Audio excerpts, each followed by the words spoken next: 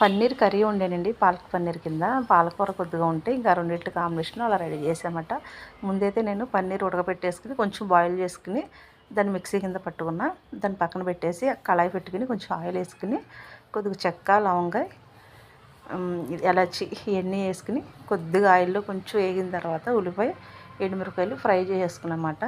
తర్వాత అల్లం వెల్లుల్లి పేస్ట్ కూడా కొద్దిగా వేసుకున్నాను. ఇవన్నీ ఫ్రై అయిపోయిన తర్వాత నేనైతే పన్నీరు పాలకూర మిక్సీ పెట్టింది ఉంది కదండి, అది కూడా వేసుకున్నమాట. కొంచెం ఉంది పాలకూర, ఎక్కువగా లేదు. ఇంకా అలా రెడీ చేసుకున్న, క్వాంటిటీ తక్కువలో. ఇంకా నైట్ టైమే కాబట్టి మాకు సరిపోతుంది అది. ఆ రోజైతే ఇంకా మా పిల్లలు రైసే వేసుకున్నారు, రైస్లోకి వేసుకున్నారన్నమాట. కొంచెం ఎక్కువ క్వాంటిటీ అయితే మన చపాతీ ఇట్లోకైనా బాగానే ఉంటుంది. ఇది చపాతీకి, పుల్కాకి అన్నిటికీ బాగుంటుంది పాలకూర అనేది.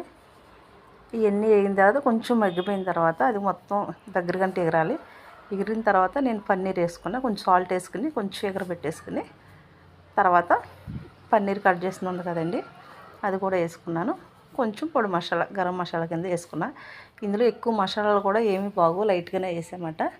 ఎక్కువ హెవీగా వేసినా కూడా అదనేది కొంచెం తినలేము మనం, పిల్లలు కూడా హెవీగా తినలేరు, బాగోదు కదా మసాలా ఎక్కువ వేసినా కూడా. అందుకే సింపుల్గా నార్మల్గా వేసుకున్నమాట.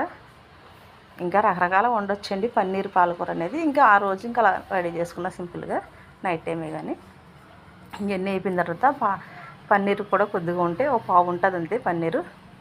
అలా వేసుకుని కొంచెం నేను చికెన్ మసాలా అయితే వేసుకున్నానండి. అది బయట నుంచి తెచ్చింది ప్యాకెట్. ఇంకా అలా కొద్దిగా వేసుకుని, ఎక్కువైతే నేను బయట నుంచి తెచ్చుకొని ఇంట్లోనే పట్టిస్తాను మసాలా అది.